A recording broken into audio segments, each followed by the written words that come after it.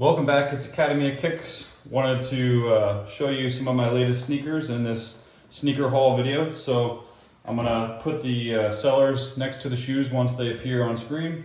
So here's the first one.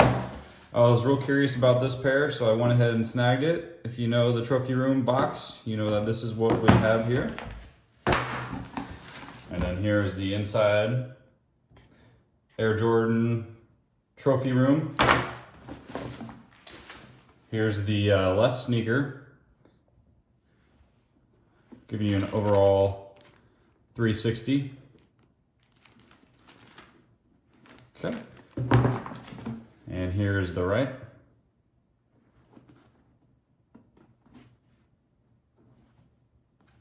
All right, so overall, the quality and appearance looks pretty good. I have not had these in person, in hand, the authentic pair, but I'm gonna show you some of the flaws that I kind of noticed on this pair. When you're looking here in the back, you can kind of see that back patch. It's kind of crinkly there.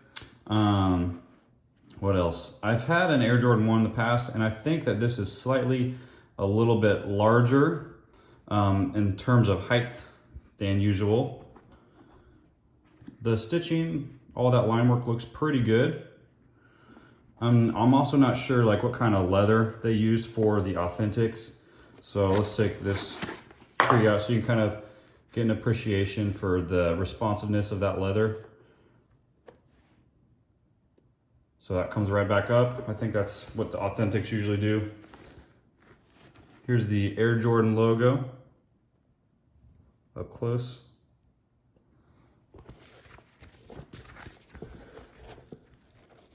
Might have to get some more B-roll for the inside. I think I can get it. There we go. So that size, I know it's very minimal, it's just a sticker. That looks off to me. Here's the inside label. Somebody can go ahead and tell me what they think of that in the comments below. And then here's your Air Jordan logo on the bottom. So you take that out.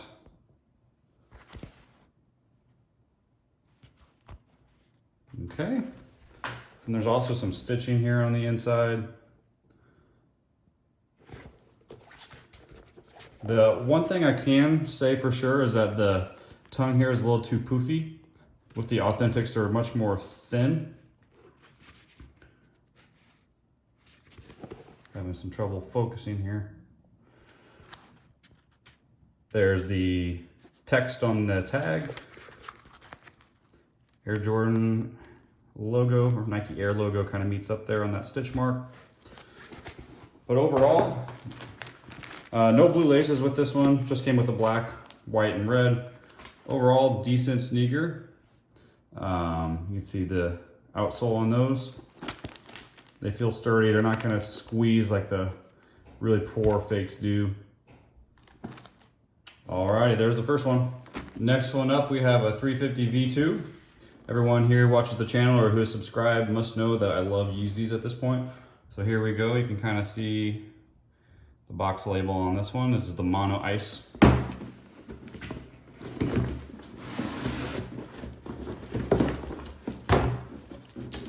So a lot of extras here on the inside. So here we have the Yeezy 350 V2 Boost Mono Ice. It's from the monofilament. This is one of the 3 colors that released during that pack, and then they also came out with the mono cinder afterwards. So this is much different than the prime knit that I'm used to seeing. And quality feels great. The shape looks great compared to what I've seen with some of the authentics that are out there. I like the square shape here on the back of the heel. Pull tab looks a little bit too wide for me. That might be something that they actually did on this one, but I never had the authentic in hand. And then the laces actually have that monofilament mesh around them as well, just like the authentics do. So one flaw that I noticed here on this side is kind of where the boost and the midsole kind of meet. It looks just like kind of messy in my opinion. It may be a little too transparent as well. But the boost on this one feels excellent. And the colors look accurate as well. And then they couldn't do the tag on the inside of the shoe because it was so clear and see-through, but they actually put it on the insole. So that is the version I have here. And I think at this point, Yeezy's replicas are just getting so accurate with the authentics that they basically are the same.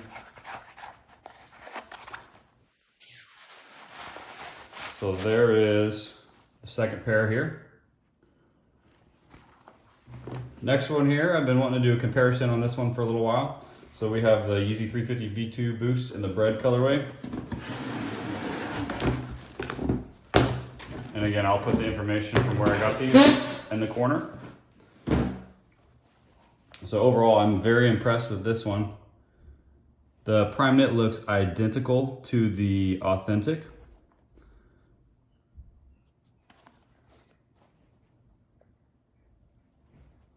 And then the shape looks excellent here in the back as well. Very happy with that.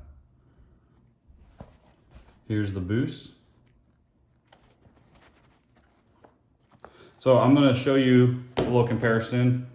I get the authentic here. So you can see, got two pairs now. This is the replica, this is the authentic. There they are side by side. The shape is just a little different on the authentic. You can take note of how steep kind of that tongue is there up top. And then also the midsole is kind of curved. And then notice how square the back heel tab is there, or just the heel portion. Okay, and then you'll look here on the replica. The tongue could be a little bit more steep in my opinion. This is a little more straight, but I think this is more accurate with the, you know, just the quality control on these have been kind of iffy for a little while. And then this kind of could be a little bit better here on the back tab. Good length there. If you look at the outsole portion, so this is the authentic, this is the replica. The outsole, so just this region and what's underneath, is just slightly a little too glossy compared to the authentic. So that's just one minor detail I noted between the two. But other than that, virtually identical shoe. I have another replica. I have the authentic as well, so I'll compare those next to this one. Struggling with the box a little. So this is the replica. One dead giveaway that it's a replica is the tag. If you have the American label, it should be on the left shoe. So also on the tag, they're doing more of the recyclable friendly hemp tags instead of the plastic that they have here with this one. So I'll show you here what I'm talking about. You saw it with the last one, but here's the authentic. And again, it's on the left sneaker and you have that recyclable material. The color is spot on. Material feels about the same on those. The only major flaw that I know, actually a couple, this 700 print is very thick and chunky and it's not very flush with the textile up there. When you look at the authentic, it's nice and smooth and flush. It doesn't stick out much. So that is one of the main differences. The other one you can't tell on camera, but this is a little bit heavier. So just to hold it, just feels like it's got more weight here in the outsole, midsole section, where the authentics are super lightweight. Looking at the authentic, when you're looking from the back, you can see the tongue is nice and wide and puffy.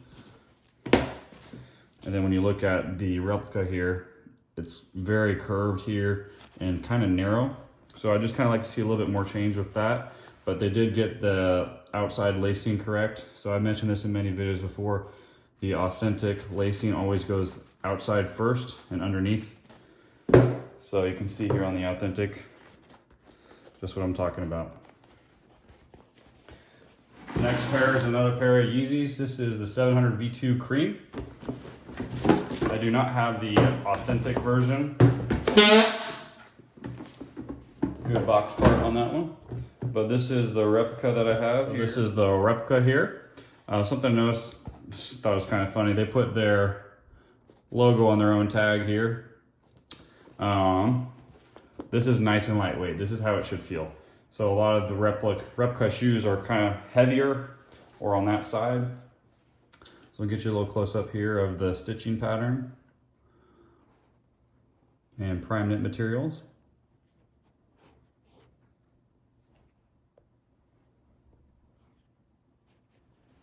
So this looks pretty accurate to me. They got the different shades of tan going on, just like the Authentics do. There's the outsole. Boost is nice and squishy.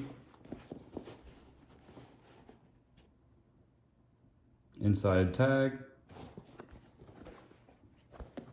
This pair I have for this video is going to be another 700. This is the V1. So we kind of went in reverse order there of the way that the 700s came out. And again, another dead giveaway that this is going to be a replica is the tag here. So again, it's got that cheap plastic that they don't use anymore. And it's on the wrong shoe, it should be on the left one. But overall, the shape and textiles that they use are very accurate with what I've seen before. The stitching pattern is nice, it kind of goes to the edge where it should be. Good heel bump shape on the back.